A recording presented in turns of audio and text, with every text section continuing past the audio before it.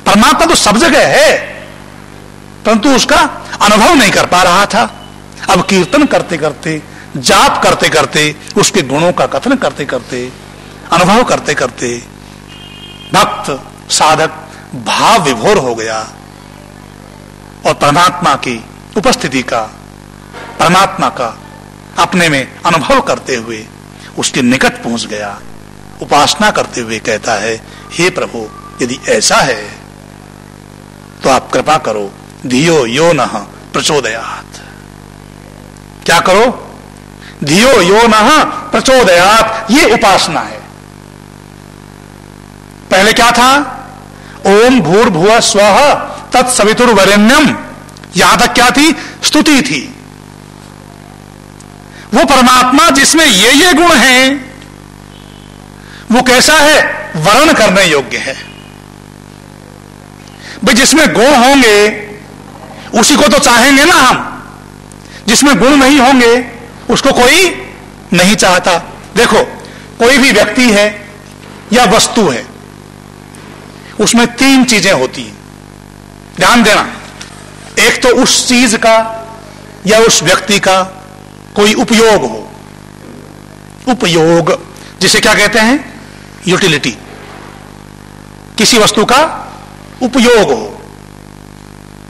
और दूसरा क्या है? दृढ़ता, ड्यूरेबिलिटी। वो वस्तु या व्यक्ति दृढ़ भी हो, मजबूत भी हो। और तीसरा क्या?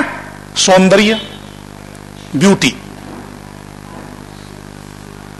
यूटिलिटी, ड्यूरेबिलिटी और ब्यूटी। ये तीन चीजें किसी व्यक्ति में या वस्तु में आवश्यक हैं। ठीक इसी प्रकार परमात्मा का सानिध्य पाने के लिए भी तीनों चीजें होनी चाहिए। एक पिता के दो पुत्र हैं। एक पुत्र स्वस्थ भी है, सक्षम भी है और सुंदर भी है।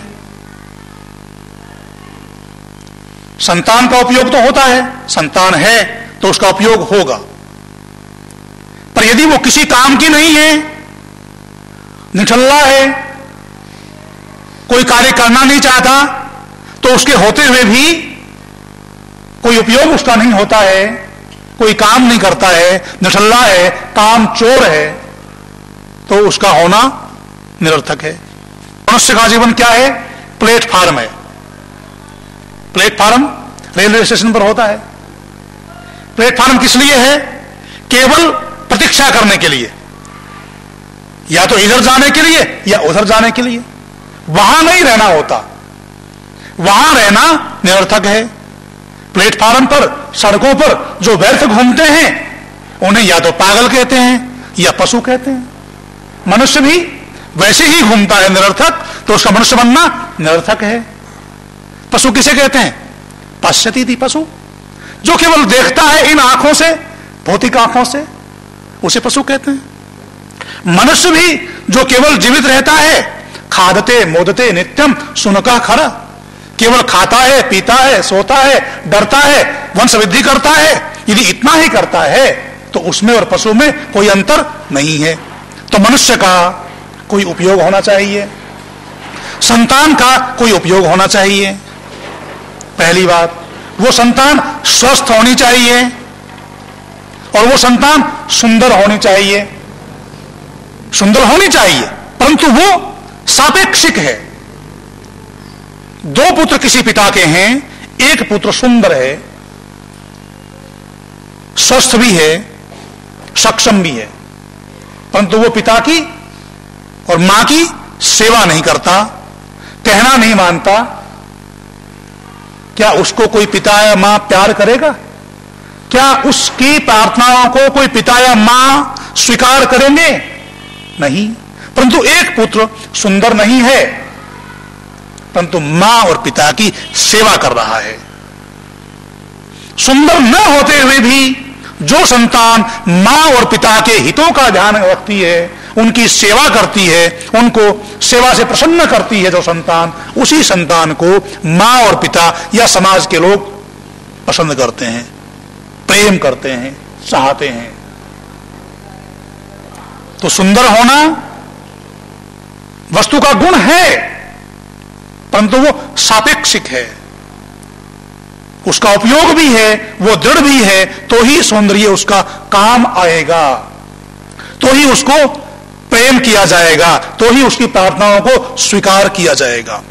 ठीक इसी प्रकार परमात्मा की प्रार्थना करने वाले व्यक्ति का भी उपयोग होना चाहिए। परमात्मा की प्रार्थना कर रहा है, घंटों जाप कर रहा है, अनुष्ठान कर रहा है, तो भी जो व्यक्ति वर्षों से जाप करते आ रहे हैं गायत्री मंत्र का, परंतु उन्हें कोई फल प्राप्त नहीं हो रहा है, उसका कारण क्या है? जियो योनः प्रचोदयात्, उनकी बुद्धि सन्मार्ग की ओर, अच्छे मार्ग की ओर प्रेरित क्यों नहीं हो रही है? जियो योनः प्रचोदयात्, इस भाग में क्या प्रार्थना करते हैं? हे प्रभु, हमारी बुद्धि को अच्छे गुण कर्म स्वभाव में प्रेरित करो। परम पवित्र गायत्री मंत्र में भक्त प्रार्थना करता है कि प्रभु हमारी बुद्धि को सन्मार्ग में प्रेरित करो। परमपिता परमात्मा प्रेरणा ही देते हैं, बलपूर्वक किसी भी व्यक्ति का हाथ पकड़कर नहीं चलाते। प्रेरणा देने के कारण से ही परमपिता परमात्मा को सविता कहा गया है। इसीलिए गायत्री मंत्र का देवता सविता है। सविता सूर्य को भी कहते हैं, क्योंकि सूर्य भी प्रेरणा देता है। किस चीज की? दुनिया के लोगों को उठ जाने की, उद्बुद्ध होने की। सूर्य उदय होता है तो प्रेरणा मिल जाती है कि अब हमें भी उठ जाना चाहिए।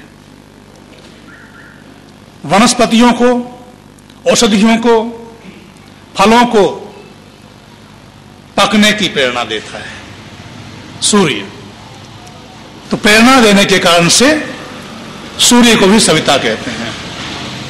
और हमारे जीवन में हमारे माता पिता, बुजुर्ग, विद्वान, आचार्य, गुरु जो भी हमें प्रेरणा देते हैं, वो भी प्रेरणा देने के कारण से सविता कहे जा सकते हैं। जिससे भी हमें प्रेरणा मिलती है,